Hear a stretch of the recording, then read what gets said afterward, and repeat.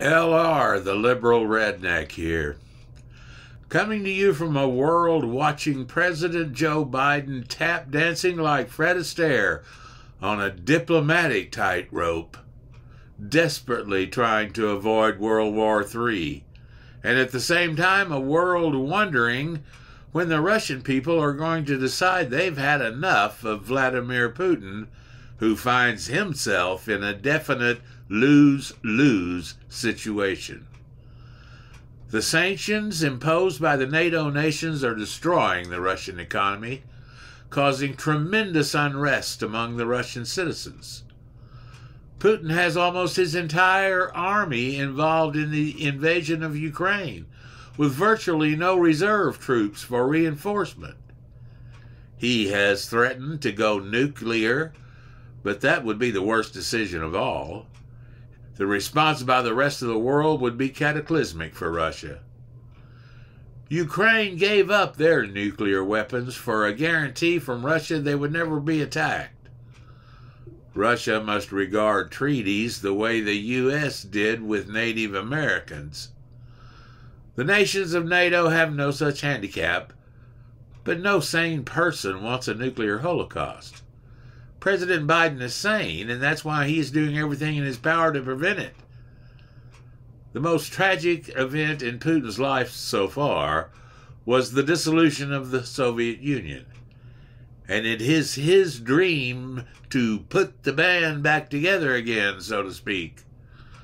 Unfortunately for him, his dream did not include the amazing resistance put up by the Ukrainian people and the international support they have garnered as a result. His dream also did not include the outrage his actions have provoked in his own people. So far, he has arrested thousands of Russian citizens, including children, who want to stop the invasion immediately. His dream also did not include the logistical nightmare that ensued because of his poor planning. His war machines are running out of fuel and his soldiers are running out of food. Thousands of his troops have been killed, and hundreds have surrendered when they discovered it was not a peacekeeping mission as Putin had declared. Instead of quickly bullying Ukraine into submission, things have deteriorated for Putin to the point he is asking China for military aid. Invaders asking for military help is unheard of. Israel had so far refused to issue any sanctions, and Russian oligarchs were rushing their private planes to Tel Aviv to keep them from being seized. You would think Israel would be the first to support a country fighting for its very existence.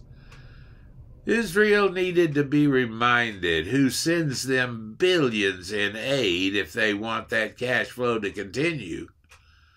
Be fine with me if they do not want our money, but all of a sudden they agreed to sanctions against the Russians.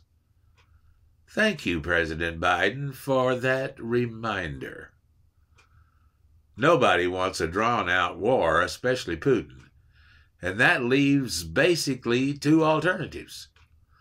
Either Ukraine gives up some of their country to appease Russia, which seems highly unlikely, or the people of Russia decide it's time for a new regime, sans Vladimir Putin, which seems much more likely. You can reach me with comments, questions, or suggestions at theliberalredneck@gmail.com. And you can listen to all of our podcasts at blogtalkradio.com/theliberalredneck. Thanks for watching.